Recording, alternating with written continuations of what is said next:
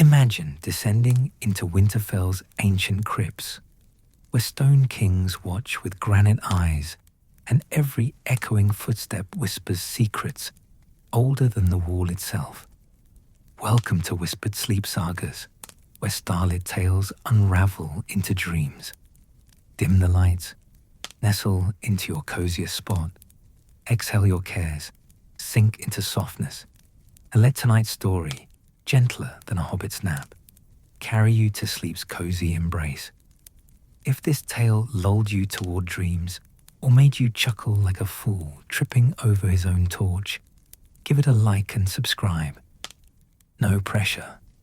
My ego's as sturdy as a Westerosi winter, but your support keeps the fire-lit stories burning.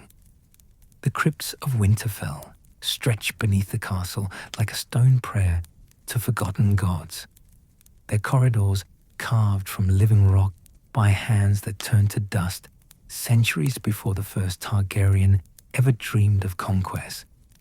Here, where the air tastes of ancient stone and whispered oaths, the dead keep their eternal vigil in perfect, terrible silence. The Stark kings of old stand frozen in their tombs, iron swords across their laps, stone direwolves curled at their feet like sleeping giants carved from winter itself. Each tomb is a masterpiece of craftsmanship, hewn from the finest granite and limestone that northern quarries could provide, worked by stonemasons whose skills have been lost to time and whose names exist now only in the echo of chisel strikes that shape these monuments to mortality. You are Gareth Stonebroom, though that's more title than surname, a name earned through years of sweeping dust from places where dust has no right to gather, polishing stone that will outlive kingdoms, and maintaining the delicate balance between preservation and decay that defines all ancient places. The crypts don't officially exist in Winterfell's household ledgers, which means neither do you really. You're the keeper of shadows, the tender of echoes, the man who makes sure the Stone Kings don't collect too much of the world's grime while they wait for whatever Stone Kings wait for. Your position exists in that peculiar space between servant and caretaker, between the living and the dead, where duties are measured not in coins, but in the quiet satisfaction of work well done. The morning light never reaches down here, which suits you fine. Time moves differently in the crypts, measured not in hours, but in the rhythm of your work, the soft scrape of your broom against stone, the gentle clink of your cleaning tools, the whispered conversations you have with kings who've been dead longer than most kingdoms have existed. It's peaceful work in its way, like tending a garden where nothing grows but memories and the occasional spider with delusions of architectural grandeur. The spiders, at least, appreciate your efforts. They've learned to build their webs in the corners you clean less frequently, a sort of interspecies cooperation that would probably amuse philosophers if philosophers spent any time contemplating the domestic arrangements of arachnids and crypt cleaners. Your torch flickers as you descend the main stairway, casting dancing shadows that make the stone faces seem almost alive. Almost. The Stark ancestors have mastered the art of looking simultaneously majestic and mildly disapproving, as if they're judging your cleaning technique from beyond the veil. King Rickard IV, 3 tombs down on the left, always seems particularly unimpressed with your dusting skills. His stone expression suggests he could have done better, which is rich coming from someone who's been horizontal for the better part of 3 centuries. King Brandon IX, by contrast, looks perpetually amused, as if he's enjoying some cosmic joke that only makes sense to the deceased. You've developed preferences among the stone monarchs over the years, finding some more companionable than others, though you'd be hard-pressed to explain the criteria for judging the personality of carved rock. The morning routine begins, as it always does, with you lighting the great torches that line the central corridor.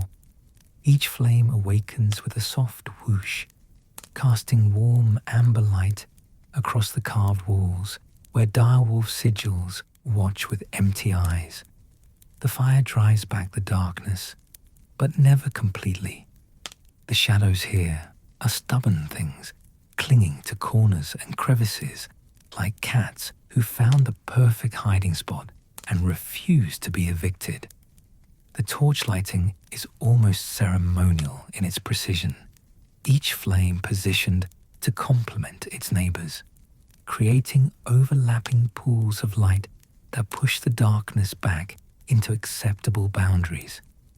Bronze fixtures, green with age and polished to a dull gleam by countless years of your attention, hold the torches steady against the stone walls.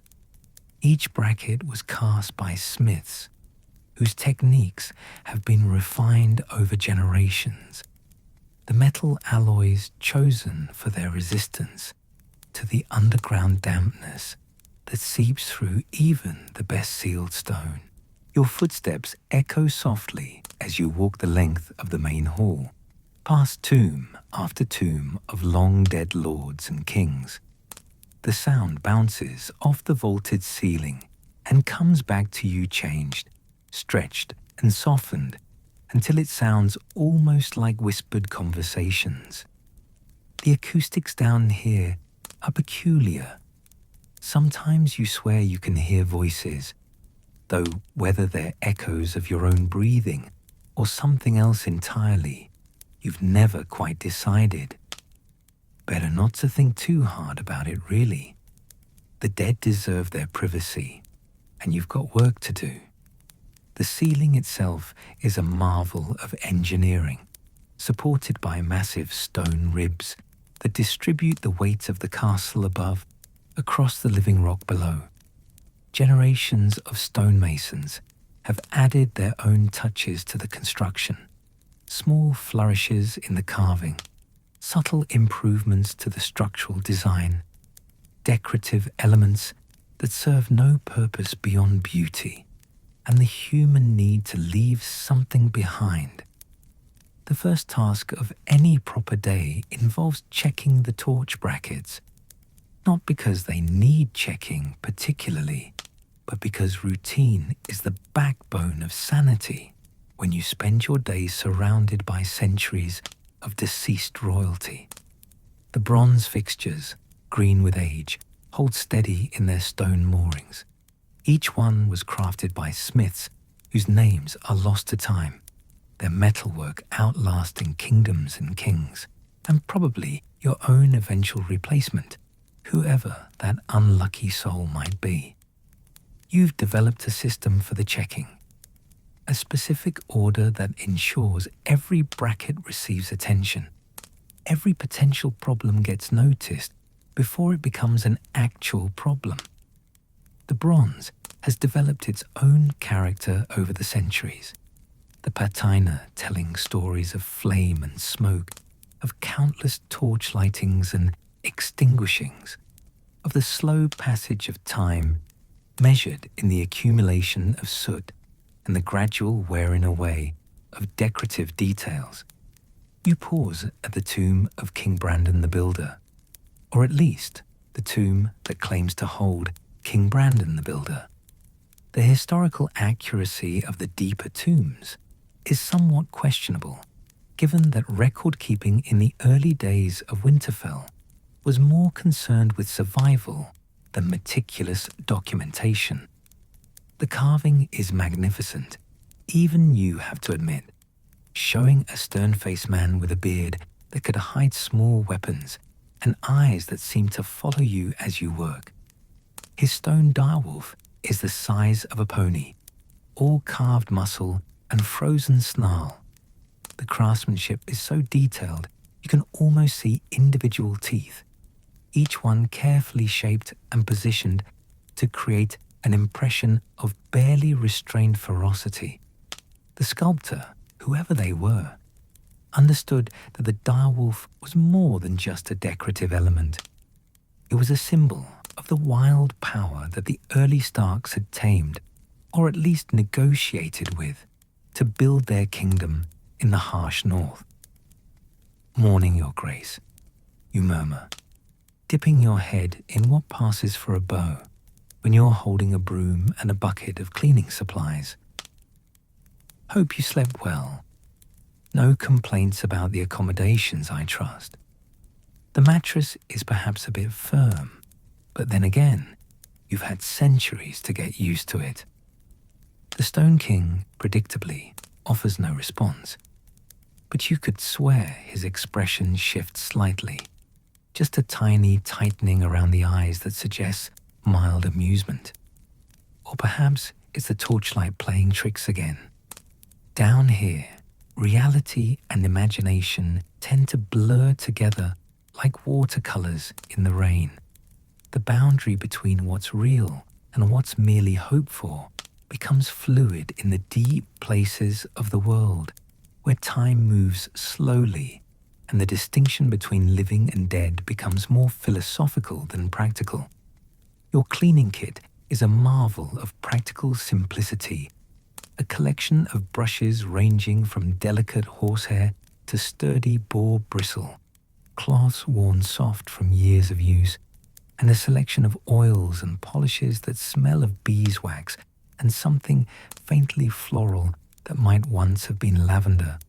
The bucket itself is old iron, dented from countless descents down stone steps, and sturdy enough to serve as a weapon if any of the Stone Kings suddenly develop an attitude problem.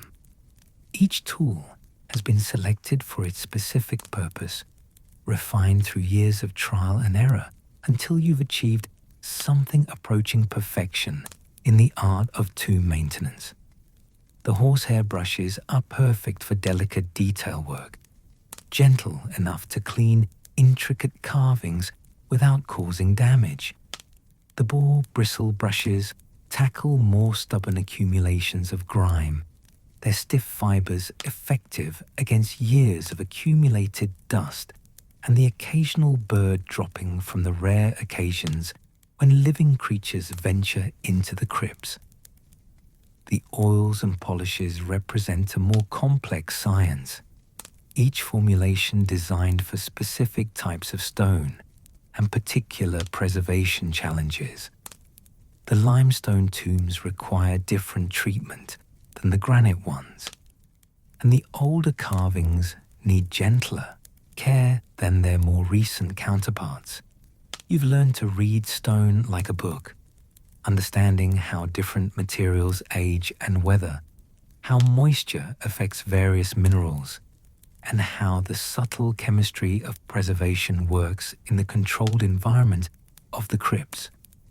The beeswax provides a protective coating that helps repel moisture while allowing the stone to breathe, while the lavender oil, if that's what it actually is, seems to discourage insects and adds a pleasant fragrance to the otherwise musty underground air. The work itself is oddly meditative. Each tomb requires its own approach, its own rhythm. The older kings, carved from rougher stone, collect dust in every crevice and require patient attention with the smaller brushes. The newer tombs, with their smoother surfaces and finer details, need gentler treatment. Too much pressure and you risk chipping away pieces of history that will never grow back. There's an art to reading the stone, understanding how each type of rock responds to cleaning, and how the carving techniques of different eras require different approaches. The early stonemasons worked with simpler tools, but perhaps greater patience, creating carvings that are rougher in finish, but somehow more alive in their imperfections. Later, craftsmen achieved smoother surfaces and finer details, but sometimes at the cost of the raw vitality that characterizes the older work.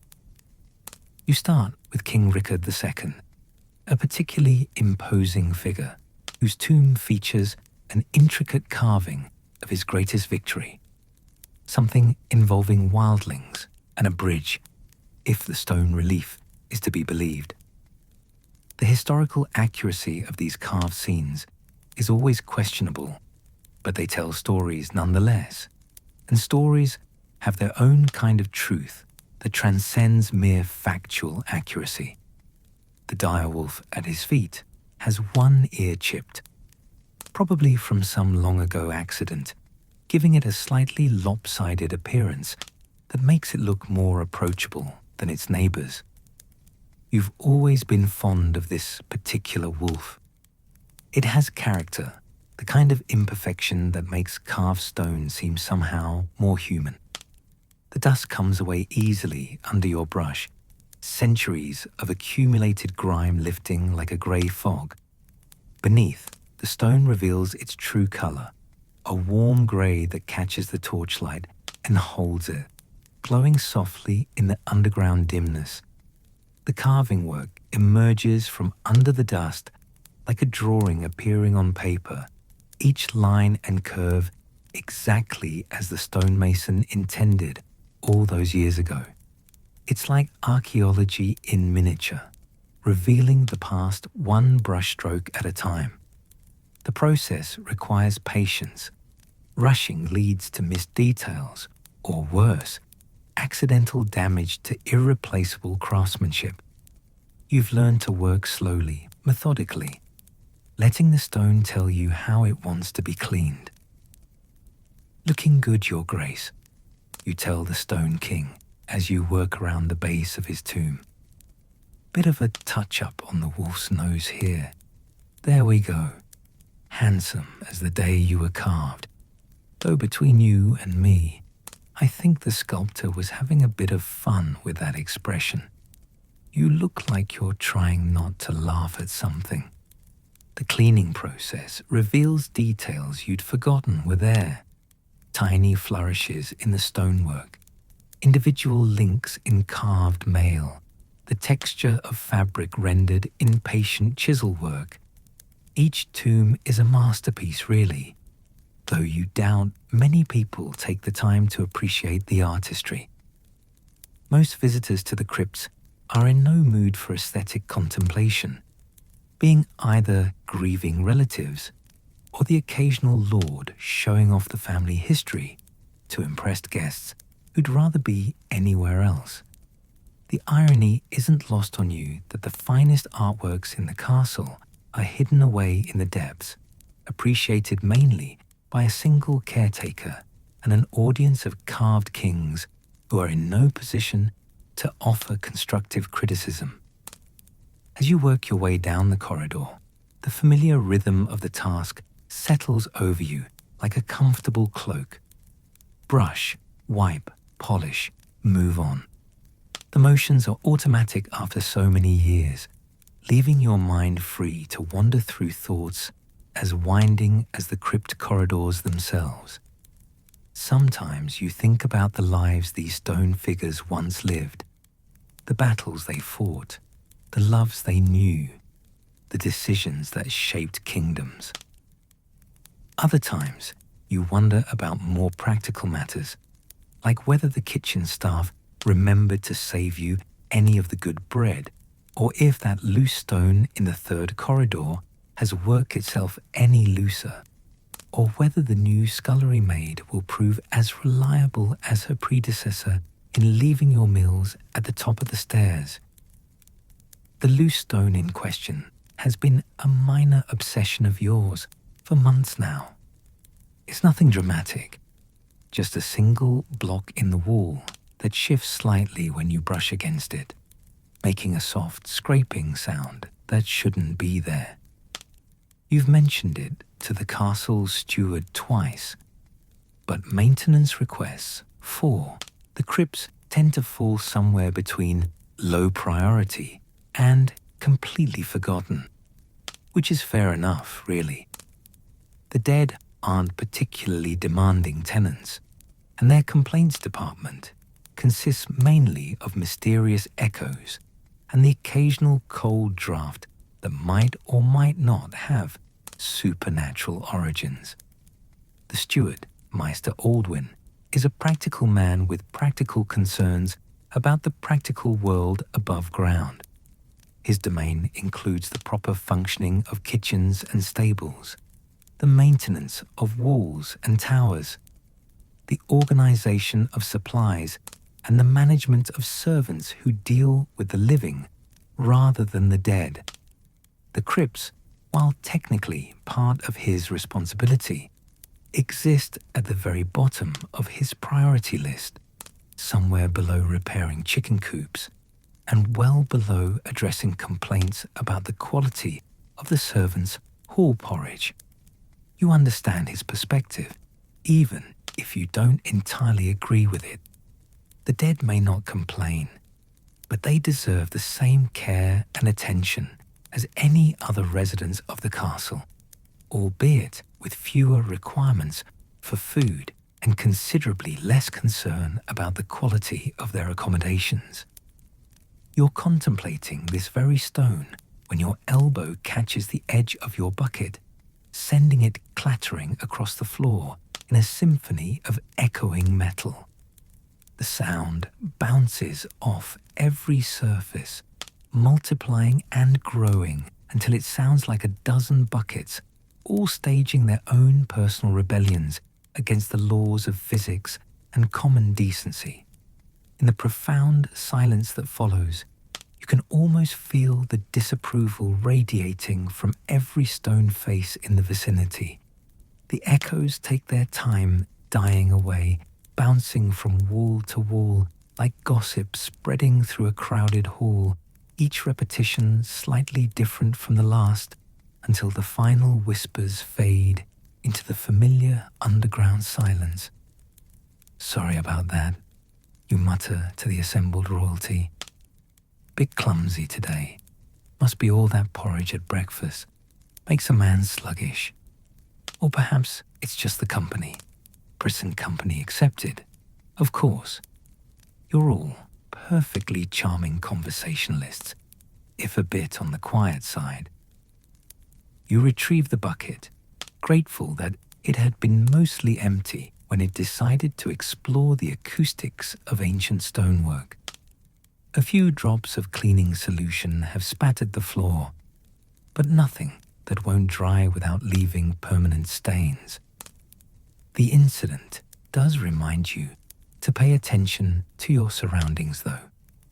The crypts may be forgiving of many things, but they have no patience for carelessness that could damage irreplaceable historical artifacts, or, more immediately, result in cleaning supplies scattered across stone floors that would require considerably more work to clean than you care to contemplate. The morning progresses peacefully after that small drama. You work your way through the first corridor, then the second, each tomb receiving its due attention. The stone faces watch your progress with their eternal patience, neither approving nor disapproving, simply present in the way that only the very old and very dead can manage. There's something comforting about their steadfast silence. No complaints, no suggestions, no attempts at conversation that might interrupt the flow of work. They're the perfect audience, really. Attentive without being demanding, present without being intrusive. The second corridor houses some of the more interesting tombs, historically speaking. Here lie the Stark kings, who ruled during the age of heroes, when history and legend intertwine so thoroughly that separating fact from fiction becomes an exercise in futility. King Bran the Builder's supposed tomb dominates one end of the corridor, though scholars debate whether he ever actually existed, or was simply a convenient myth to explain the seemingly impossible engineering achievements of early Winterfell. The tomb itself is certainly impressive enough to house a legendary figure. Massive granite blocks fitted together with precision that would challenge modern stonemasons, carved with symbols that predate written language and might mean anything or nothing at all. Beside Bran, the builder, lies Queen Lyanna, the Bold, one of the few women to be entombed in the crypts rather than buried in the more traditional manner. Her story, as carved in stone relief around her tomb, tells of a warrior queen who fought alongside her husband against an invasion of others. Or at least, that's one interpretation of the carvings. The symbols could equally represent a particularly harsh winter, a plague of unusual severity, or simply the artistic imagination of a stonemason with a flair for dramatic imagery. History, you've learned, is often more creative than factual, especially when the historians are working with material carved in stone by people who may or may not have been entirely sober during the creative process. The cleaning of Queen Lyanna's tomb requires special care, as the stone is softer than most and has developed a network of hairline cracks over the centuries. You work with the gentlest brushes, using minimal pressure and frequent applications of protective oil to prevent further deterioration. The process is slow and meditative, requiring complete attention to avoid accidental damage. As you work, the carved relief emerges in greater detail. Figures in flowing robes, creatures that might be direwolves or might be something else entirely, symbols that could represent the old gods or could simply be decorative elements chosen for their aesthetic appeal. Bit of a mystery you are, you tell the Stone Queen as you carefully clean around a particularly delicate carving. Half the masters think you never existed, and the other half can't agree on what you did if you did exist. But you've got a lovely tomb, I'll give you that. The sculptors certainly knew their business, even if they were a bit creative with the historical details. By midday, though midday is largely theoretical in the windowless depths of the crypts, you've made good progress through the main halls. The torches burn steadily in their brackets, casting warm pools of light that follow you as you work.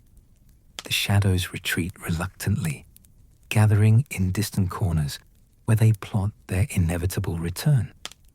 It's a daily negotiation between light and darkness down here, with you serving as something like a mediator with cleaning supplies and an intimate knowledge of torch maintenance procedures.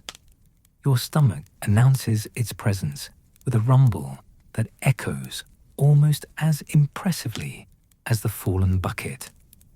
Time for the midday meal, such as it is. The kitchen staff, bless their practical souls, usually leave a bundle of food at the top of the crypt stairs. Bread, cheese, perhaps an apple if the harvest was good.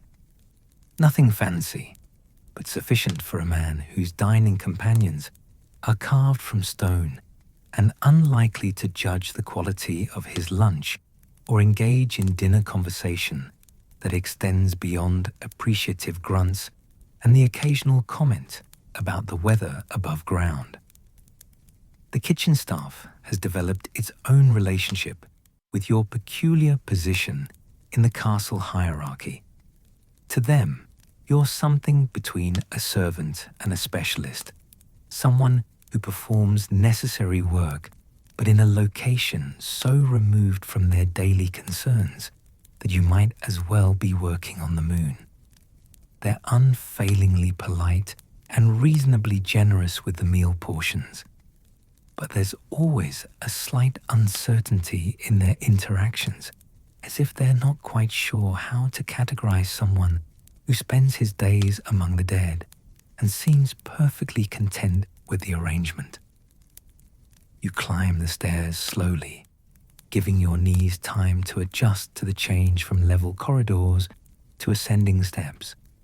The transition from the crypt's cool dimness to the castle's natural light is always slightly jarring, like surfacing from deep water. Above, the world continues its daily business.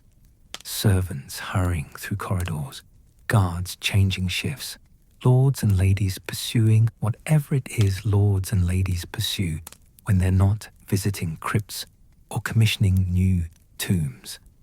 The sounds of the living world filter down the stairwell.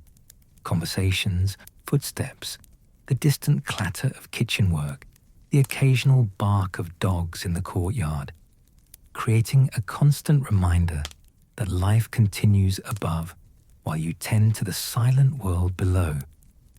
The food bundle waits exactly where it always does, wrapped in rough cloth and tied with kitchen twine.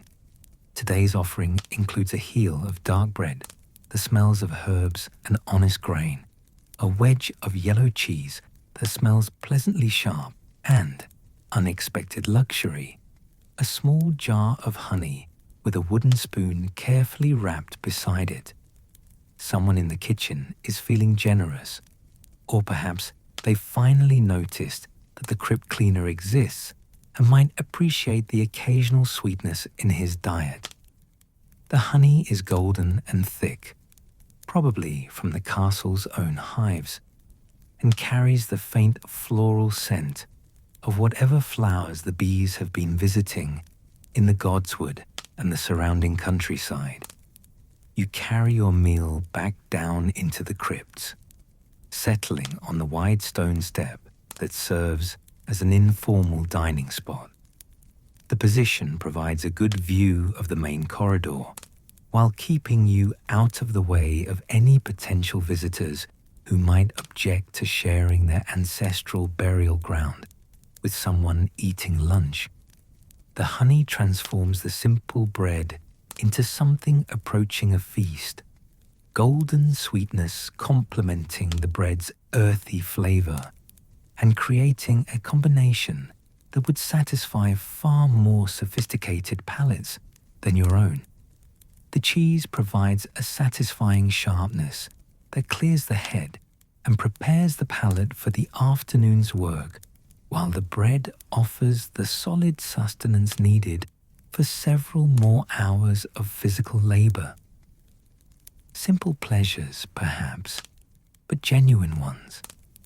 There's something to be said for a meal eaten in peaceful surroundings, without the need for conversation or the pressure of social obligations.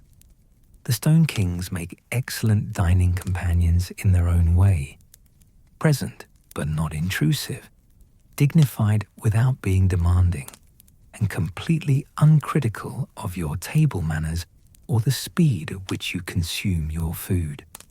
The silence allows for contemplation, with a kind of quiet reflection that's increasingly rare in a world that seems to grow busier and noisier with each passing year.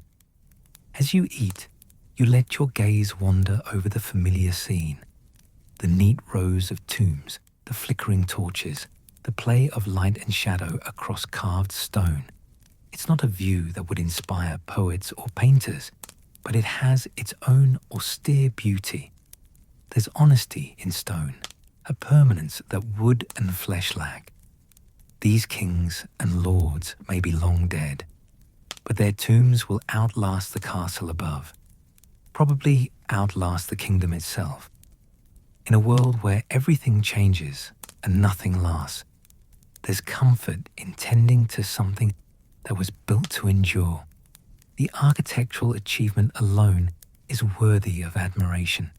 The crypts represent centuries of accumulated skill and knowledge, each generation of builders adding their own improvements to the overall design. The ventilation system, though simple, maintains a steady flow of air that prevents the accumulation of harmful gases or excessive moisture. The drainage, carved into the living rock, carries away the small amounts of water that inevitably seep through even the best sealed stone. The structural engineering distributes the massive weight of the castle above across natural rock formations, creating a foundation that has withstood earthquakes, floods, and the simple passage of time with remarkable stability. A sound catches your attention, not an echo this time, but something new, a soft scraping like stone moving against stone. You pause in your chewing, listening carefully. There it is again, coming from somewhere deeper in the crypts, beyond the main corridors where you normally work. It's probably nothing dramatic. Old buildings settle, stones shift, mice make nests in the most unlikely places. But in the profound quiet of the crypts, any unusual sound deserves investigation, if only to ensure that some structural problem isn't developing that could endanger the tombs, or more immediately, yourself. You finish your meal quickly and gather your supplies. The sound came from the direction of the older tombs, the ones carved in the early days of Winterfell, when the stonework was less refined, but somehow more intimidating. These are the graves of the first Stark kings, the ones whose names are half legend and whose deeds have grown in the telling until truth and myth are as tangled as winter roses growing through a stone wall. The stories say that these early kings were closer to the old gods, more in tune with the wild magic that still flowed through the world in those days. But stories say many things that may or may not bear any resemblance to historical fact. The corridor that leads to the oldest tombs is narrower than the main halls, its ceiling lower and more oppressive. The architectural style is different here, cruder in some ways, but also more organic, as if the builders were working with the natural contours of the rock rather than imposing their own geometric vision upon it. The torches here burn less frequently, spaced farther apart so that pools of light alternate with stretches of shadow that seem deeper and more substantial than the shadows in the newer sections. Your footsteps sound different here, somehow more intrusive, as if you're walking through a space that remembers when it was newly carved and the dead were freshly buried with all the ceremony and grief that such occasions demand. The scraping sound comes again, definitely from this direction. You follow it carefully, torch in one hand and cleaning supplies in the other, ready to flee if the source turns out to be something more dramatic than settling stone or industrious rodents. The acoustics in this section are different from the main corridors. Sounds seem to carry farther and echo longer, as if the very architecture is designed to amplify whispers and muffle footsteps. The effect is probably accidental, a result of the natural rock formations and the less sophisticated engineering of the early builders, but it creates an atmosphere that would be genuinely unsettling if you weren't so thoroughly accustomed to the various acoustic peculiarities of underground spaces. The sound leads you to one of the oldest sections, where the tombs are simpler and more weathered, their carvings worn smooth by centuries of underground moisture and the subtle chemical processes that affect all stone in contact with groundwater. These early Stark kings are carved with less artistic skill, but perhaps greater sincerity than their more recent counterparts. The faces are rougher, more primitive, but they convey a sense of authenticity that the smoother, more idealized later carvings sometimes lack.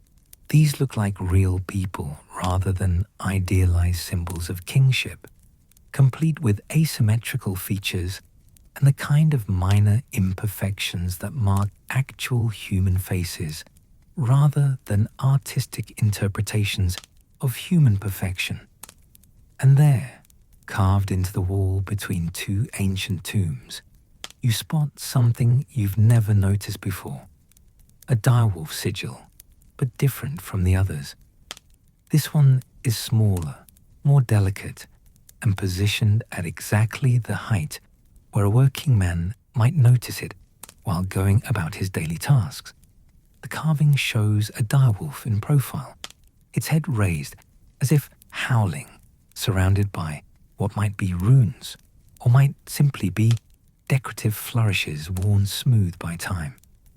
The style is distinctive, more naturalistic than the formal heraldic representations used in the later tombs. This direwolf looks like it could step down from the wall and trot away into the darkness, rather than standing eternal guard like its more stylized cousins. The positioning of the carving is curious, too low to be decorative, too isolated to be part of a larger artistic scheme. It's clearly intentional, but its purpose isn't immediately obvious. You've never noticed it before, despite years of working in this section, which suggests either that your observation skills are less acute than you'd believed, or that the carving has somehow become more visible recently. Perhaps the changing moisture levels in the crypts have altered the way light reflects off the carved surface. Or perhaps you simply haven't looked in exactly the right direction, at exactly the right angle during your previous visits to this area. As you lean closer to examine the carving, your hand brushes against the stone wolf's head. The scraping sound comes again, louder now, and you realize with a start that the sound is coming from directly behind the carving. The stone wolf's head shifts slightly under your touch, not dramatically, just a tiny movement that suggests the carving might be more than decorative. The movement is smooth and deliberate, as if the mechanism behind it has been carefully maintained despite centuries of apparent disuse.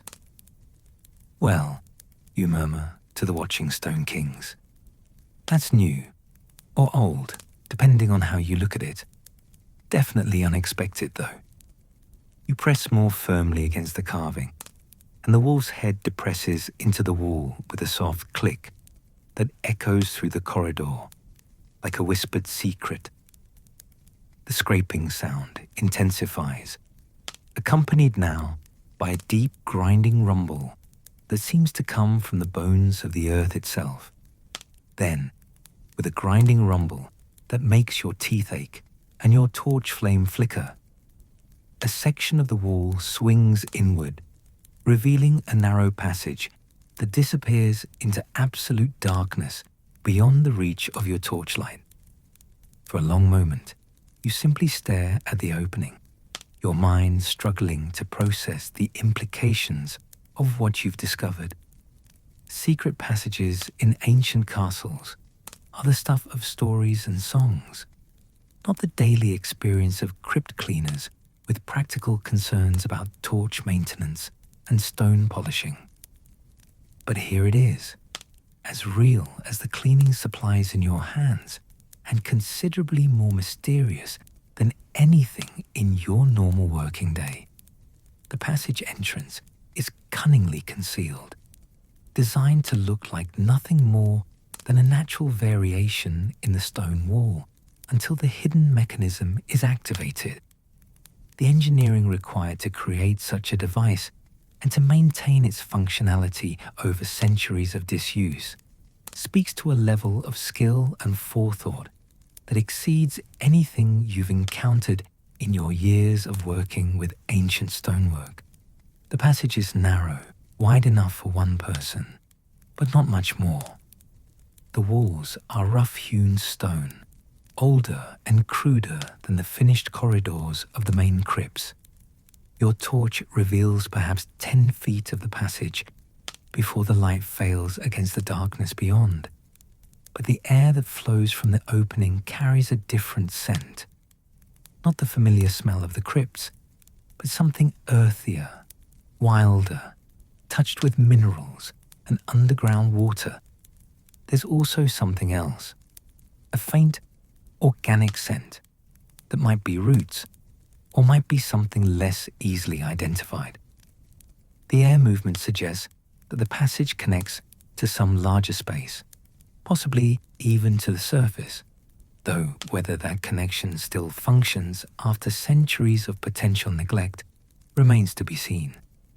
Common sense suggests that secret passages discovered by cleaning staff should be reported to proper authorities, the steward, the castellan, perhaps even the lord of the castle himself.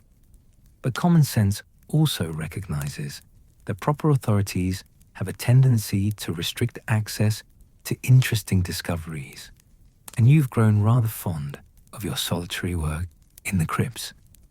Besides, a passage that's remained secret for centuries probably isn't going anywhere in the next few hours, and there's something to be said for understanding what you found before involving people whose first instinct might be to seal it up again for safety reasons, or simply to avoid the administrative complications that mysterious discoveries tend to create. More practically, your torch won't last forever, and you have no idea how far the passage extends or what challenges it might present. A proper exploration would require additional light sources, possibly rope or other equipment, and certainly more time than remains in your current working day. But a brief reconnaissance, just enough to satisfy your immediate curiosity and determine whether the passage is safe and stable, seems reasonable enough.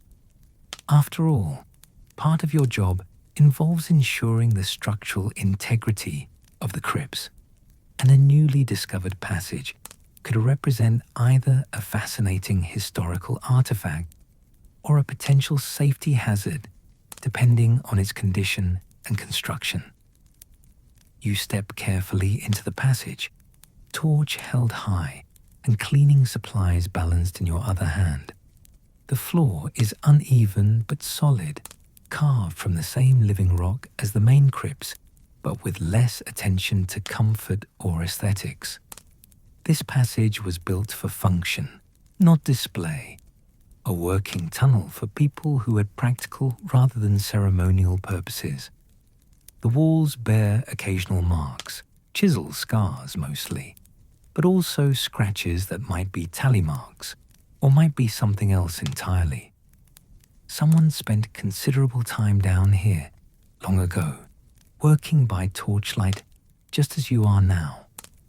The passage curves gently to the left, following what might be a natural fissure in the rock. The construction shows clear evidence of both natural cave formation and deliberate human modification, areas where the builders worked with existing geological features and others where they carved entirely new passages through solid stone. The engineering is impressive in its pragmatism, taking advantage of natural formations where possible, while creating new routes where necessary. The builders clearly understood the properties of the local stone and the best techniques for working with it, creating a passage that has remained stable and navigable despite centuries of neglect. After perhaps 50 feet, the passage opens into a small chamber carved from solid rock. Your torch reveals a space roughly the size of a modest room, with a low ceiling and walls that curve gently inward. The floor is level and smooth, worn by the passage of feet over many years, but it's what stands in the center of the chamber that stops you short and makes you question whether you've somehow wandered into a particularly vivid dream, or perhaps inhaled too much torch smoke during your years of underground work. A single stone pedestal rises from the floor, waist-high and carved with the same direwolf motif as the hidden switch. But this direwolf is different again. Larger, more detailed, and somehow more alive than its stone cousins in the main crypts. The wolf's eyes seem to catch and hold the torchlight, creating the illusion of movement in the dancing flames. The carving technique is extraordinary, suggesting a level of skill that exceeds even the finest work in the main burial chambers. Every detail is perfect, from the individual hairs suggested in the wolf's coat to the subtle muscle definition that gives the creature a sense of coiled power, even in stone. Around the base of the pedestal, carved in letters so worn they're barely legible, runs a line of text in the old tongue. The script is ancient, predating the common tongue by centuries, possibly predating written language in the north entirely. You can't read the old tongue. Few people can these days. But the carving has the weight of something important, something meant to be remembered long after the people who carved it had passed into legend. The letters are deep and carefully formed, suggesting that whoever created this inscription wanted to ensure its survival across centuries of potential neglect.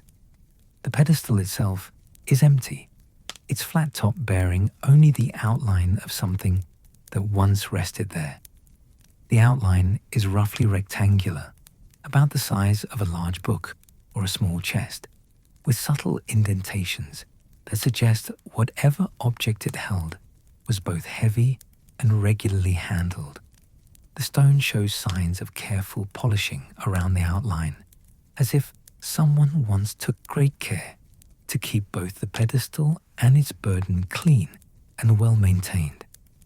Whatever rested here was clearly precious to someone, important enough to merit this hidden chamber and the elaborate concealment that protects it. Well, you say to the empty chamber, your voice swallowed by the stone walls and returned as a whisper. Someone's been keeping secrets, big ones, by the look of it. The discovery should probably worry you more than it does. Secret chambers in castle crypts tend to feature in stories that end with mysterious disappearances and unexplained circumstances.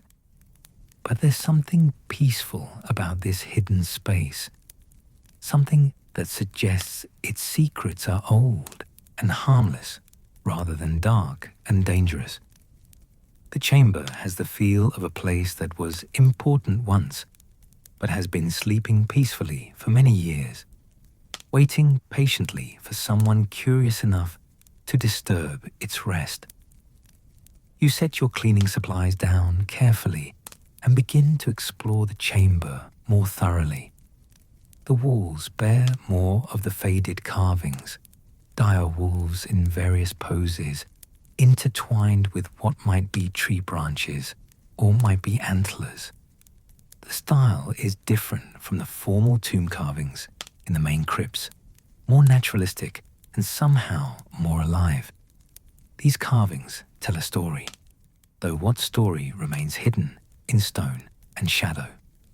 The artistic technique suggests multiple hands working over an extended period, each adding their own elements to an evolving narrative carved in permanent stone. The direwolves in these carvings are shown in more dynamic poses than their formal counterparts in the main crypts. Here they run, hunt, play, and interact with human figures in ways that suggest partnership rather than simple heraldic symbolism. The humans are depicted in simple clothing, more like common folk than nobility, engaged in activities that look suspiciously like daily life rather than the grand battles and formal ceremonies that dominate the official tomb carvings. It's as if this chamber preserves a different kind of history, one focused on ordinary people and their relationships with the wild creatures that shared their world. Near what might be considered the back of the chamber, you discover another surprise, a small alcove carved into the wall, just large enough to hold a sitting person. The alcove is smooth and comfortable, worn by long use, and positioned to provide a clear view of the central pedestal.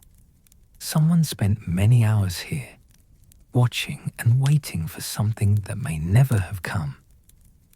The stone is polished smooth by countless hours of human contact, suggesting that this vigil was maintained over months or possibly years. The alcove contains its own small mysteries. Carved into the back wall, almost hidden in the deepest shadow, are what appear to be tally marks, hundreds of them, arranged in groups of 5 in the traditional manner of counting days or events. Someone was keeping careful track of time spent in this chamber, though whether they were waiting for something specific or simply maintaining a routine of observation remains unclear. The marks are worn smooth by age, but their deliberate arrangement suggests a mind concerned with precision and record-keeping even in this hidden place. As you examine the alcove more closely, you notice something else, a small carving on the back wall, almost hidden in the shadow. This one is different from the others, cruder and more recent. It shows a simple figure of a person, arms raised as if in celebration or perhaps supplication. Beneath the figure, in letters that are worn but still readable, someone has carved a single word: hope. The word hits you with unexpected force. Hope. Such a simple thing, such a powerful thing, carved into stone by someone who felt moved to leave a message for future discoverers. The carving is clearly much newer than the others in the chamber, possibly made within the last century, rather than the last millennium. The stone around it is slightly different in color, suggesting that whoever made this addition worked carefully to match the existing stone while ensuring their message would survive. You wonder who carved it. Some long ago Stark, perhaps, who discovered this chamber as you have and felt compelled to add their own mark to its ancient walls.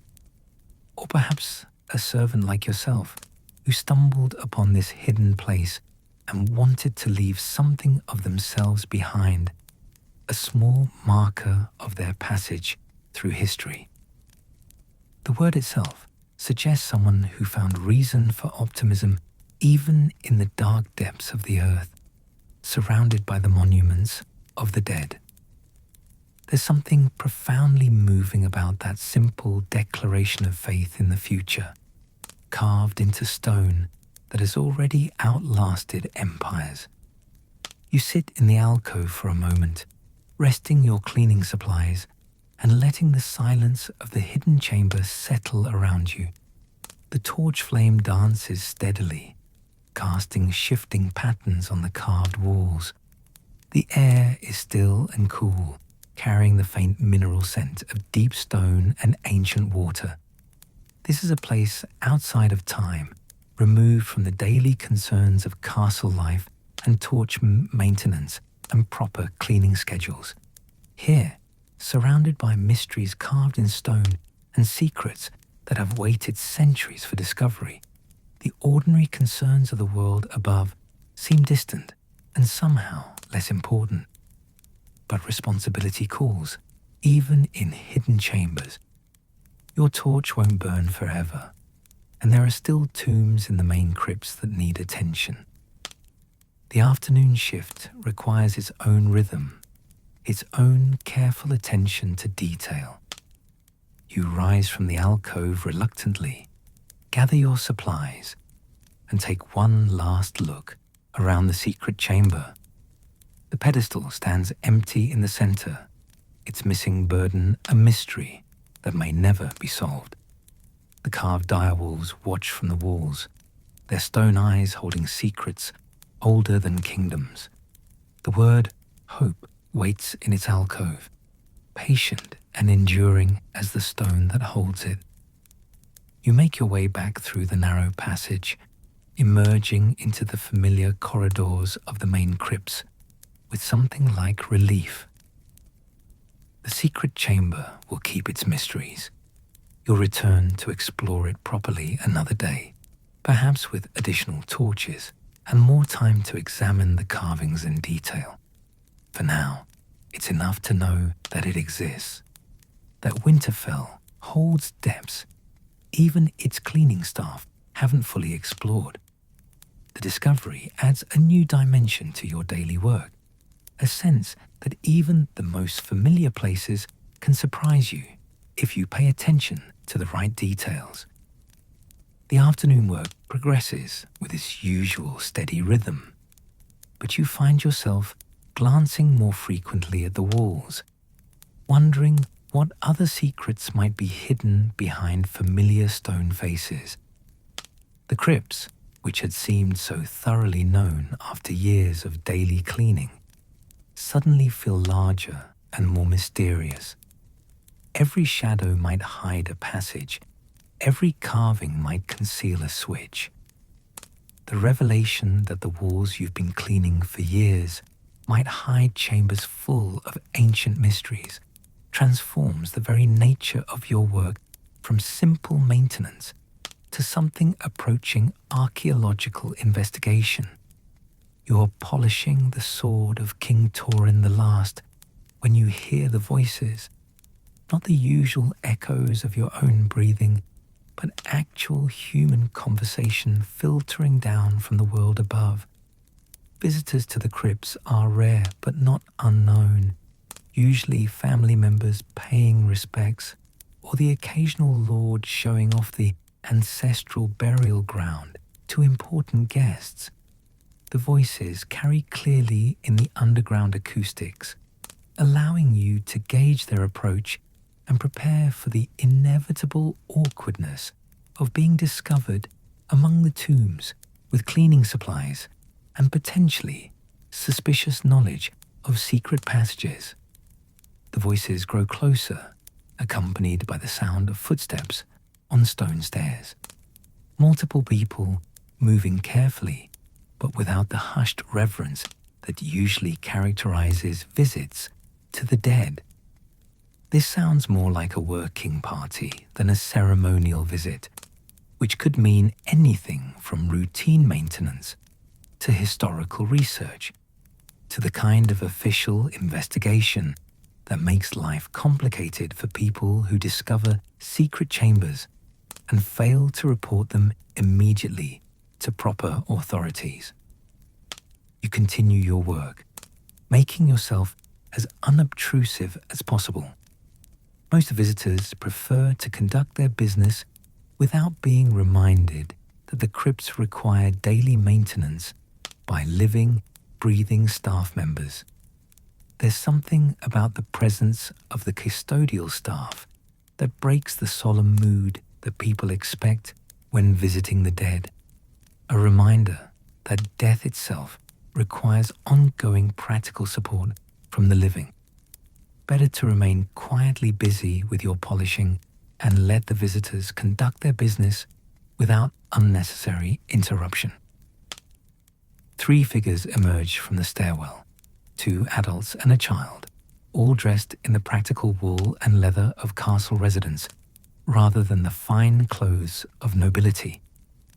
The adults speak in low, respectful tones, while the child gapes openly at the stone kings and their carved guardians. The group has the comfortable familiarity of family members, probably castle staff, bringing a young relative to see the famous crypts during a slow period in their own work schedules. "Is that really King Brandon the Builder?" the child asks, voice hushed with awe and the kind of curiosity that makes childhood such an exhausting but rewarding experience for the adults responsible for answering impossible questions. So they say. replies one of the adults, a woman with greying hair and kind eyes. Though whether it's truly him or just where they decided to put his tomb, well, that's a question for wiser heads than mine. The Meisters argue about it constantly, and they're no closer to agreement now than they were when I was your age. The woman's response shows the kind of practical wisdom that comes from years of living in a castle where history and legend intertwine so thoroughly that separating them becomes an exercise in futility. Better to appreciate the stories for what they are, entertaining, inspiring, and probably containing some kernel of truth, even if that truth has been embellished beyond all recognition over the centuries of retelling. You continue your work, listening to their quiet conversation as they move through the tombs. The child asks endless questions. Who was each king? How did they die? Why did the direwolves look so fierce?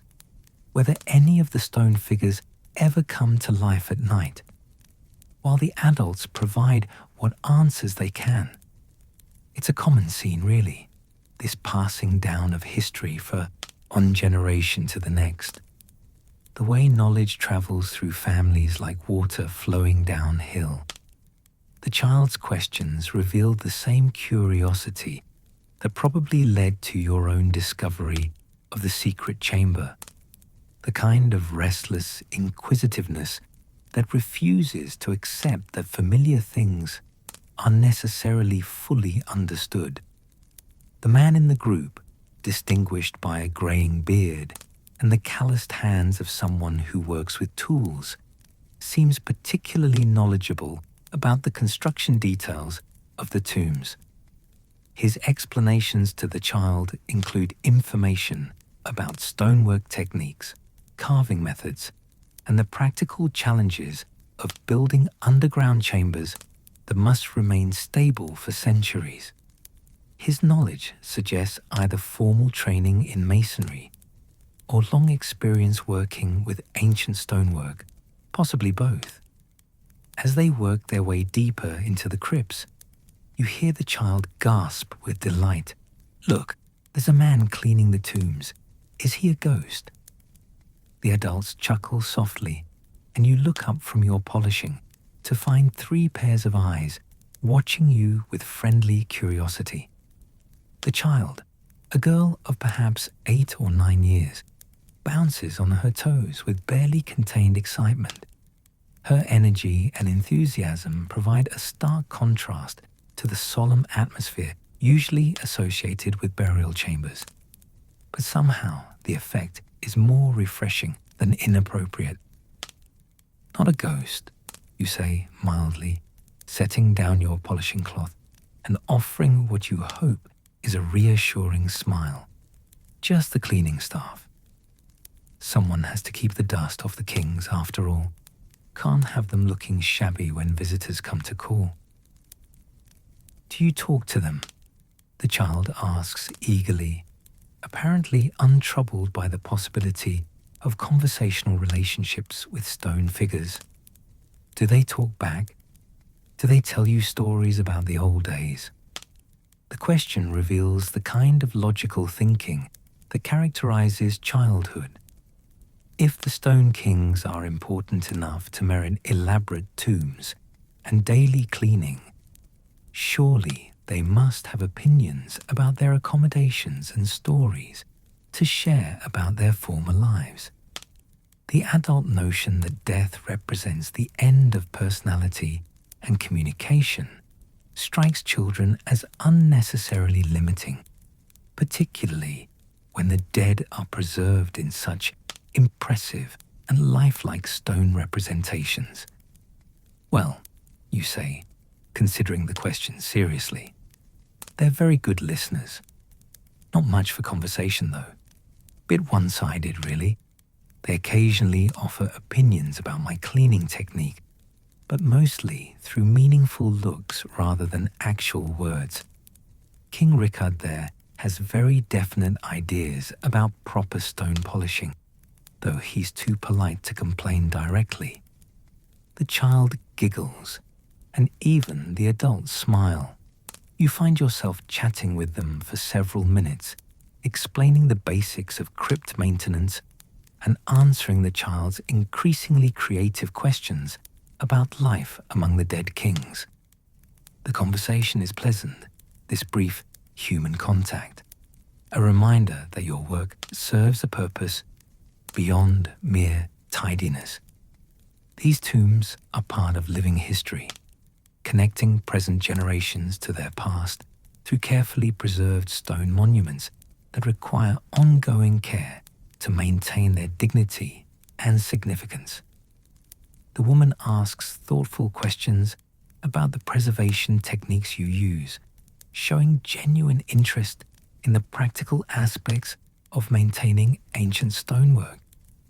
Her questions suggest either professional curiosity or personal interest in historical preservation, possibly both. The man contributes observations about the construction methods used in different tombs, comparing techniques across historical periods and noting the evolution of both artistic style and engineering approach over the centuries. When they finally move on, continuing their tour of the family burial ground, you return to your polishing with a lighter heart. The afternoon passes more quickly now, marked by the occasional distant sound of voices as the small family explores the further reaches of the crypts. You hope they don't discover the secret passage, not from any desire to keep it to yourself, but because some mysteries are better preserved than solved, at least until you have time to understand what you found and determine the best way to handle such a significant historical discovery. Their presence in the crypts serves as a reminder of the living purpose these spaces serve. The tombs aren't simply repositories for dead kings. They're active memorials that help connect current generations to their historical roots. The stone figures provide continuity across centuries of change, offering a sense of permanence and tradition that helps people understand their place in the larger flow of history. Your work as their caretaker participates in that larger purpose, ensuring that future generations will have access to the same connections to their past that current visitors enjoy. As evening approaches, or what passes for evening in the timeless depths of the crypts, you begin the daily ritual of checking and refilling the torches. Each flame requires individual attention, some needing fresh oil, others requiring new wicks or cleaning of their bronze fixtures. It's methodical work, the kind that allows the mind to wander while the hands perform familiar tasks. The torch lighting creates its own rhythm, a progression through the corridors that marks the end of another day's work and prepares the crypts for their nightly vigil. Each torch awakens with its characteristic whoosh, driving back the shadows and settling into steady, warm light. The stone faces seem to relax in the renewed illumination, their carved features softening in the forgiving glow. The daily lighting ritual serves multiple purposes beyond simple illumination. It provides a systematic check of the structural integrity of the torch fixtures, ensures that any developing problems with the ventilation system will be noticed quickly, and maintains the atmosphere of dignified watchfulness that makes the crypts feel like a place of honor rather than simply a storage facility for dead bodies.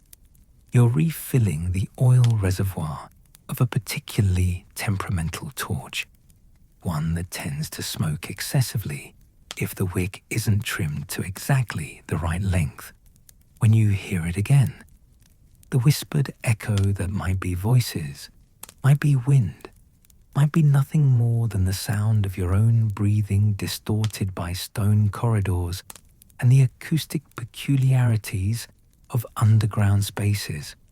But tonight, in the wake of discovering the secret chamber and its carved message of hope, the whispers seem different, more purposeful perhaps, as if the crypts themselves are trying to communicate something important about the secrets they hold. You pause in your work, listening carefully. The sound comes from everywhere and nowhere, seeming to originate in the stone itself, rather than any particular direction. It rises and falls like a conversation in a language you don't quite understand, words just beyond the edge of comprehension. The rhythm suggests meaning, communication, possibly even urgency, but the content remains frustratingly unclear. Whether the voices are real or imagined, supernatural or simply the product of acoustic effects and an imagination stimulated by recent discoveries, remains impossible to determine. "Evening, your graces," you say softly to the assembled stone royalty. "Feeling talkative tonight, are we? Something important to discuss. Perhaps you'd like to share some insights about secret chambers and missing artifacts, or maybe just commentary on the quality of today's torch maintenance." The whispers continue for a moment longer, then fade into the familiar silence of the crypts. Whether they were real or imagined, meaningful or merely the product of an underground space with unusual acoustics, you may never know. But they add to the sense that the crypts are more than just a burial ground. They're a living archive, a place where the past maintains its own subtle presence and occasionally attempts to communicate with those patient enough to listen. The whispered voices, real or imagined, remind you of the fundamental mystery that surrounds all ancient places. The stones have witnessed centuries of human drama, absorbed countless conversations and confidences, observed the rise and fall of dynasties, and the slow progress of historical change. Whether that accumulated experience somehow persists in the physical structure itself, creating the conditions for genuine supernatural communication, or whether the human mind simply projects meaning onto random acoustic phenomena, remains a question that probably has no definitive answer. The final task of the day involves a careful walk through all the corridors, checking that each torch burns properly and that nothing is out of place. It's quality control, really, ensuring that tomorrow's work will begin from a proper foundation. The Stone Kings stand in their eternal vigil, clean and dignified, their carved dire wolves alert and ready to guard their masters through another night. The familiar routine provides closure to the day's work while setting the stage for tomorrow's continuation of the ongoing project of preservation and maintenance that defines your role in the castle's household. Tonight's inspection carries additional significance in light of the day's discoveries. You find yourself examining the walls more carefully, looking for other signs of hidden mechanisms or concealed passages. The knowledge that familiar surfaces might hide extraordinary secrets transforms the simple act of checking torch flames into something approaching archaeological investigation. Every shadow suggests possible concealment. Every variation in the stone surface hints at potential hidden switches waiting for the right touch to reveal their secrets. In the secret chamber, now hidden again behind its cunningly concealed entrance, the empty pedestal waits with its burden of mystery. The carved word hope rests in its alcove, patient and enduring. Tomorrow, perhaps, you'll return with additional torches and time to explore more thoroughly. Tonight, it's enough to know that even familiar places can surprise you, that secrets wait patiently for the right moment to reveal themselves, and that the daily work of preservation sometimes leads to discoveries that transform understanding of the very spaces you've been tending for years. The pedestal's empty outline raises its own questions about the nature of what was once kept there. The size and shape suggests something portable but substantial, perhaps a book, a chest, or some kind of ceremonial object.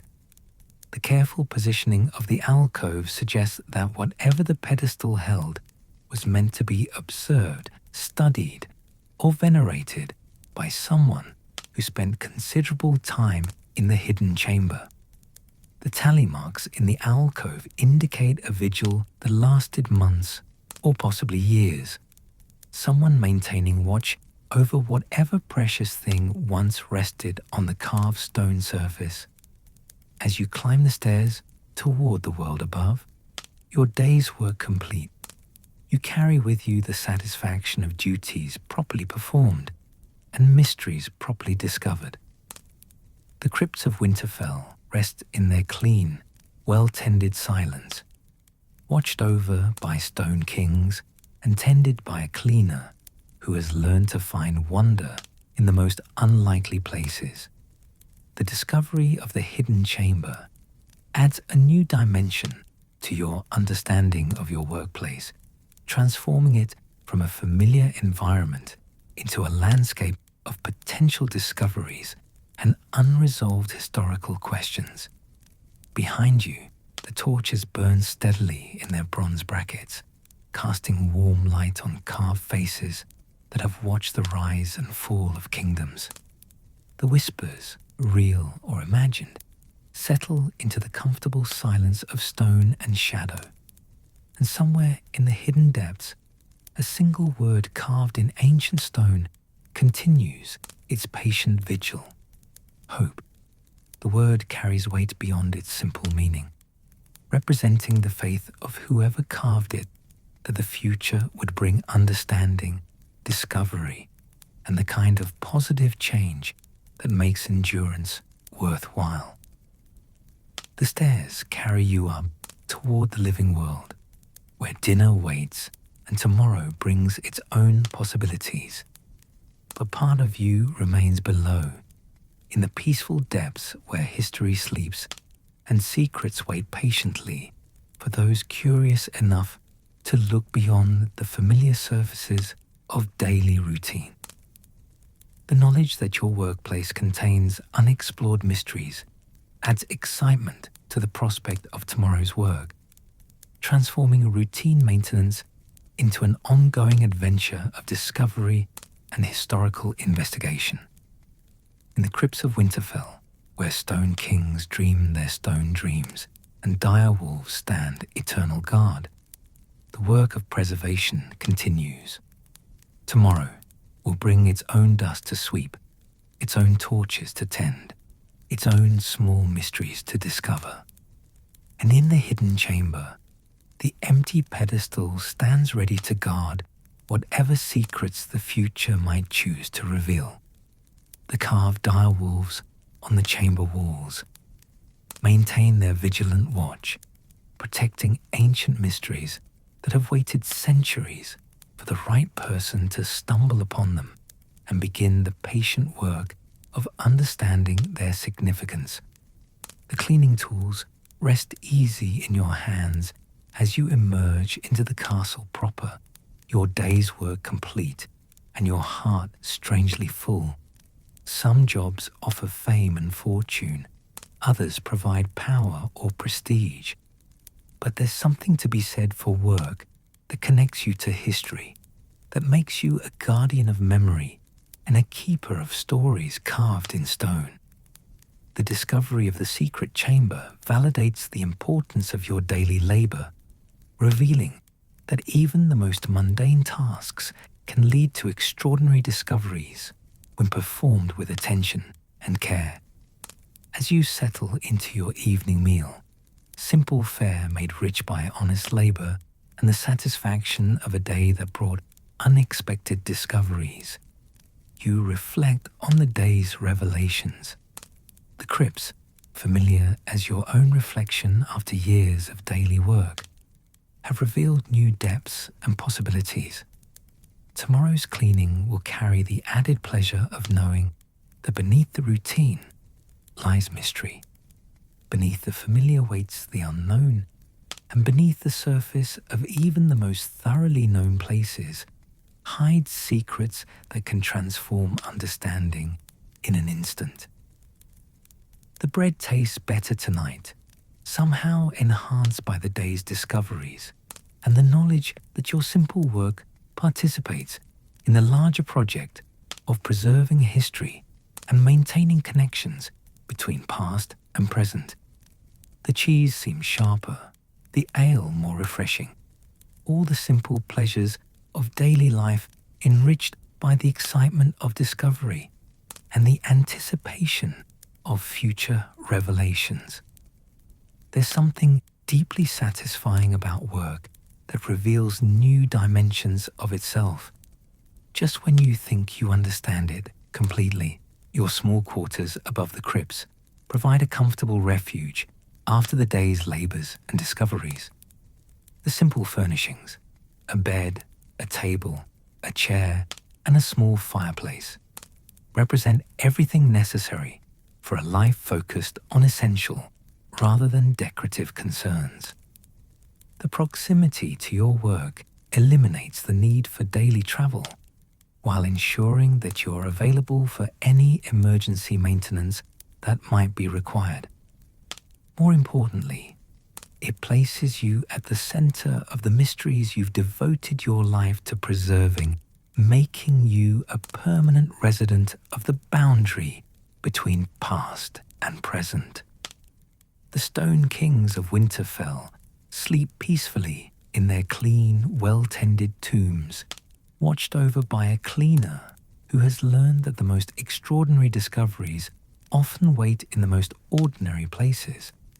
And in the hidden chamber, carved in stone that will outlast kingdoms and kings, a single word continues its ancient vigil: hope.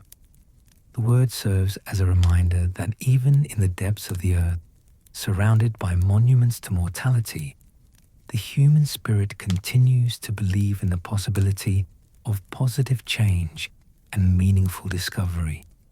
Sleep comes easily after a day of honest work, enhanced by unexpected revelation, carrying dreams of stone corridors and flickering torches, of carved direwolves and whispered secrets. In the crypts below, the eternal silence continues, broken only by the soft sounds of settling stone and the whispered conversations of the long dead, or perhaps just the echo of your own breathing, distorted by acoustic effects that have been generating mysterious sounds for as long as people have been carving chambers from living rock.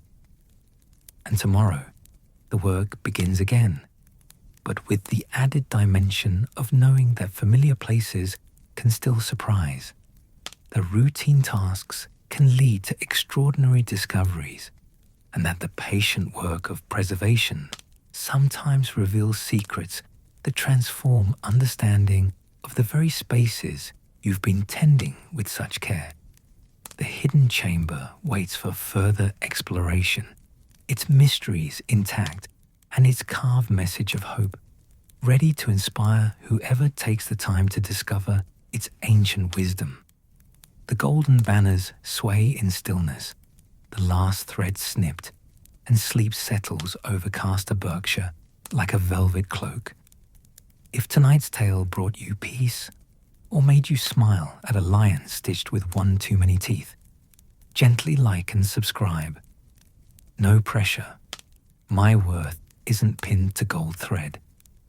Until we wander these halls again, may your dreams be quiet, your heart light, and your night endlessly kind.